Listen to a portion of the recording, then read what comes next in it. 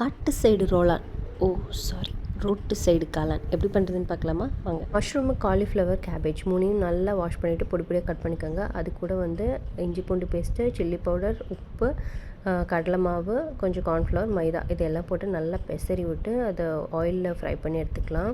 இது வெறுமனே சாப்பிட்றதுக்கு அட்டகாசமாக இருந்துச்சு, எனக்கு ரொம்ப பிடிச்சிருந்துச்சு.